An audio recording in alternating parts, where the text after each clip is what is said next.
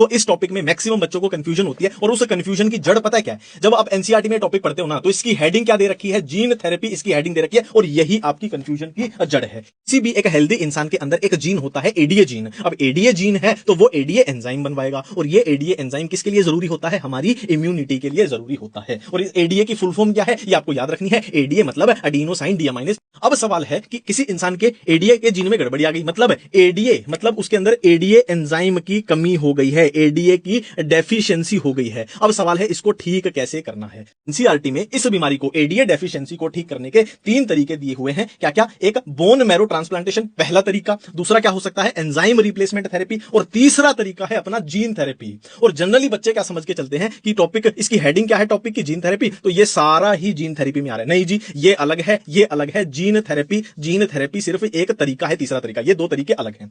तो सबसे पहले हम देखने जा रहे हैं बोन मैरो ट्रांसप्लांटेशन। देखो जी, ये हम एक इंसान ले लेते हैं जिसमें एडीए की डेफिशिएंसी है, मतलब इसके बॉडी की किसी भी सेल में एडीए नहीं बन रहा है। ठीक है, अब बोन मैरो क्या होता है? बोन मैरो हमारे ब्लड की नई नई सेल बनाता है, नई नई सेल बनाता है। तो हम क्या करते हैं, एक हेल्दी इंसान जिसमें एडीए बन रहा था, हम इसका बोन मैरो ट्रांसप्लांटेशन, इसका बोन मैरो उठा के इसमें डाल देंगे। अब बोन मैरो क्या करेगा? इसके वाला इसमें नई ब्लड की सेल्स बनाएगा और इसकी तो हेल्दी सेल थी, मतलब उनमें एडीए प्रेजेंट होगा और इसको एडीए मिलता रहेगा। पर जाहिर सी बात है कितने दिन तक मिलेगा उसकी भी वैलिडिटी है ना, तो हमें ये ट्रांसप्लांटेशन बार बार करना पड़ेगा। तो बोन मैरो ट्रांसप्लांटेशन समझ में आ गया है। ठीक है, नेक्स्ट भाई, नेक्स्ट अपना क्या था? कहां गई भाई पर्ची? गुम हो गई यार, वो कहां गई? हाँ ये सॉरी। नेक्स्ट तरीका क्या था? Enzyme replacement therapy. देखो यहीं से समझ लेते हैं।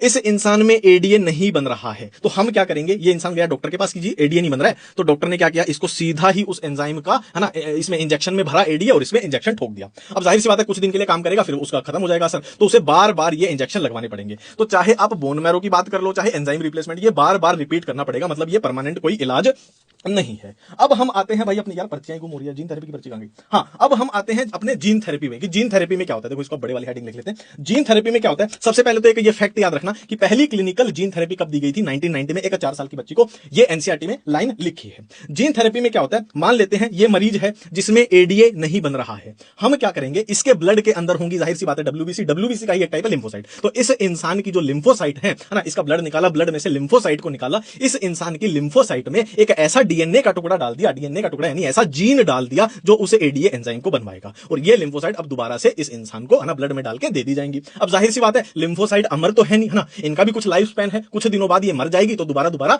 रिपीट अपने को ये करना पड़ेगा। बट एनसीईआरटी क्या लिखती है कि अगर gene therapy early embryonic stage पर कर दी जाए तो ये कंप्लीटली क्योरेबल हो सकती है। ये